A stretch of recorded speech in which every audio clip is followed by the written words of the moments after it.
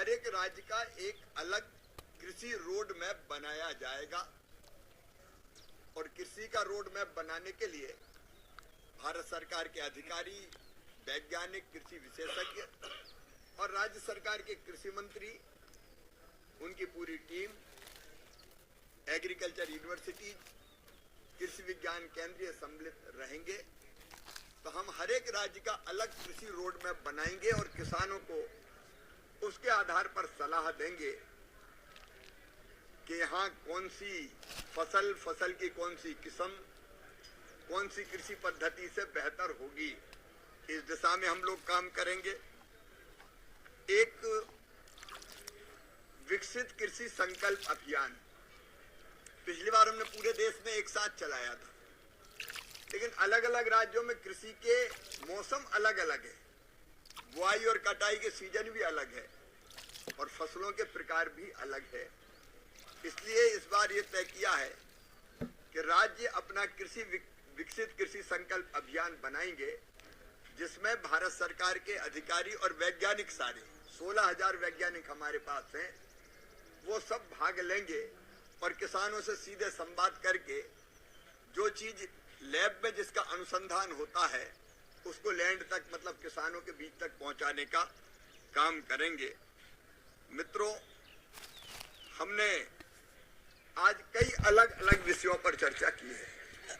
मैं अभी आंकड़ों में नहीं जा रहा हूं। एक प्रेस नोट में हमने जो टारगेट तय किए हैं उन टारगेट को आपको बताएंगे, लेकिन मुख्य रूप से कृषि के विविधीकरण पर हमने बात की, डाइवर्सिफिकेशन पर।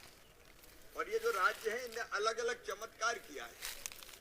गुजरात और राजस्थान को अगर देखें तो रेगिस्तानी भूमि में भी वहाँ अलग अलग फसलें नित नए रिकॉर्ड बना रही है। कहीं ड्रैगन फ्रूट तो कहीं खजूर, अलग अलग किस्मों की फसलें हो रही है। मैं उसके विस्तार में नहीं जा रहा। महाराष्ट्र ने एग्री स्टैक के माध्यम से केवल 5 दिन में 90 लाख किसानों के खाते में फार्मर आईडी का उपयोग करके पैसा पहुंचा दिया।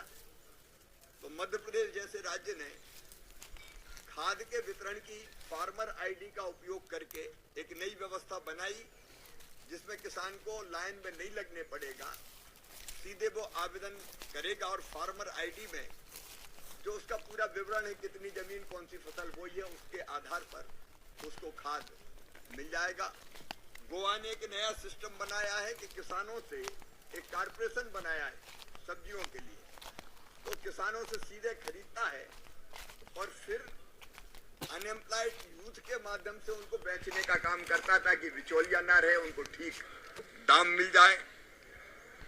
ऐसे हमारे हर एक राज्य ने अलग अलग नवाचार किए, वो नवाचार हमने शेयर किए।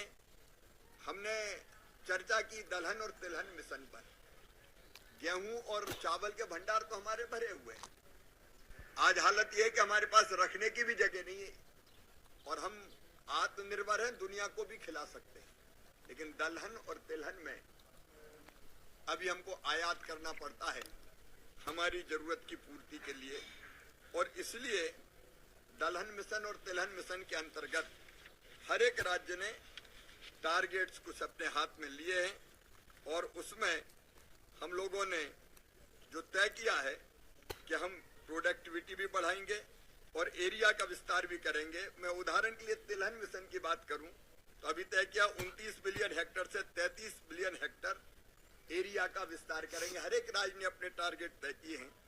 उत्पादकता बढ़ाएंगे तो 1353 किलोग्राम अभी एवरेज है, उससे बढ़ा के हम 2112 किलोग्राम प्रति हेक्टर तक उत्पादकता बढ़ाने का काम करेंगे।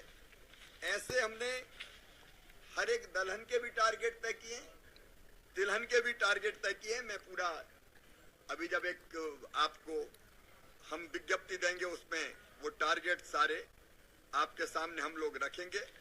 फार्मर आईडी का बेहतर, अब फार्मर आईडी सब राज्य बना रहे हैं, बड़ी तेजी से हम बना रहे हैं और मेरा विश्वास है कि 3 महीने के अंदर सभी किसानों का एक पहचान अलग फार्मर आईडी के माध्यम से हो जाएगी।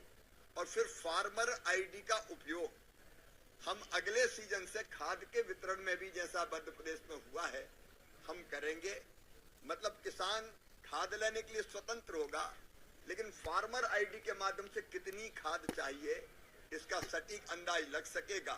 और इसका लाभ ये भी होगा कि जिसके पास जमीन है ही नहीं और वो खाद मांग रहा तो काय के लिए मांग रहा है, कहीं ब्लैक करने के लिए तो नहीं मांग रहा, कहीं गड़बड़ करने के लिए तो नहीं मांग रहा। इसमें इस बात का भी ध्यान रखा जाएगा कि जो टेनेंट फार्मर है। तो किसान साथियों, आप लोग देश के जो कृषि मंत्री हैं शिवराज सिंह चौहान जी के भाषण सुन रहे हैं। और शिवराज सिंह चौहान जी ने दोस्तों आज फाइनली जितने भी जो पीएम के इसमें किसान हैं उन सभी किसानों को दोस्तों बड़ी सौगातें दी है। और दोस्तों मध्य प्रदेश में दोस्तों एक कृषि मेला का आयोजन किया गया है साथियों, और इसमें 3-4 दिन चलेगा कृषि मेला। इसमें दोस्तों मध्य प्रदेश के किसानों को दोस्तों बड़ी तोहफा मिलने जा रही है। और इस बार दोस्तों देखा जाए तो दोस्तों जो सीएम किसान कल्याण योजना जो मध्य प्रदेश के किसानों को देने का काम कर रहे हैं, लेकिन साथियों अभी तक लगभग 7 से 8 महीना हो गया है, लेकिन अभी तक इसमें जो सीएम किसान कल्याण योजना का जो 14वीं किस्त नहीं मिला है। ऐसे में दोस्तों उन सभी किसानों को दोस्तों बड़ी तोहफा देने जा रही है मध्य प्रदेश सरकार। और जो देश के जो कृषि मंत्री हैं और प्रधानमंत्री भी दोस्तों किसान मेला में सम्मिलित होने वाले हैं।